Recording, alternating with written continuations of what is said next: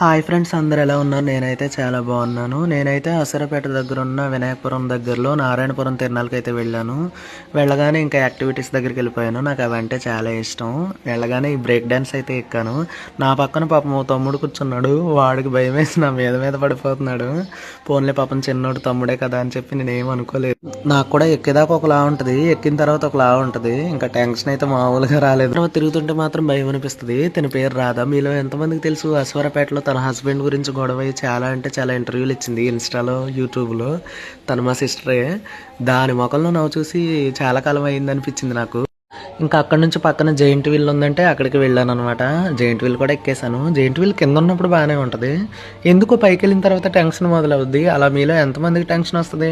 కొంచెం కళ్ళు తిరిగినట్టు భయంగా అనిపిస్తుంది. కానీ కింద పైనుంచి వ్యూ చూస్తుంటే మాత్రం కింద చాలా బాగుంది.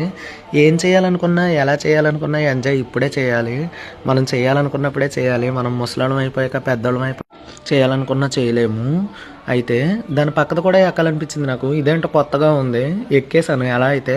కానీ పైకి వెళ్ళిన తర్వాత టెన్షన్ మొదలైంది. ఫస్ట్ టైం దీనికి నేను భయపడ్డాను అనమాట. నేను మాత్రం ఒకటి చెప్తాను, సెల్ఫ్ లవ్ మోర్ ఇంపార్టెంట్ మామ. ఇంకా ఎంతసేపు తిరుగుతానే మనం ఏమైనా చిన్నపిల్లలమా అనిపించింది. ఇంకా దీంతో లాస్ట్ అనమాట. ఇంకేం ఎక్కలేదు. ఎక్కకుండా ఇంకా కిందకు దిగేసి మేము వచ్చిన వాళ్ళం మటుకు ఇంటికి వెళ్ళిపోదామని ఫిక్స్ అయ్యాము. కానీ ఎంతమంది ఫాలోవర్స్ అండి నాకు అక్కడ. నాకైతే చాలా అంటే చాలా ఆనందం అనిపించింది. మేము వచ్చేదారిలో కూడా మమ్మల్ని అసలు వదలలేదు. అక్క నేను నీ వీడియోలు చూస్తాను అక్క, చాలా బాగుంటాయి అక్క, అలా ఇలా అని చెప్పేసి నాకైతే చాలా హ్యాపీ అనిపించింది. నేను మీ అందరికీ ఒకటి చెప్పాలనుకుంటున్నాను. నన్ను ఫాలో చేసినందుకు థ్యాంక్ యూ, లవ్ యూ, ఇంత ప్రేమ చూపిస్తున్నందుకు.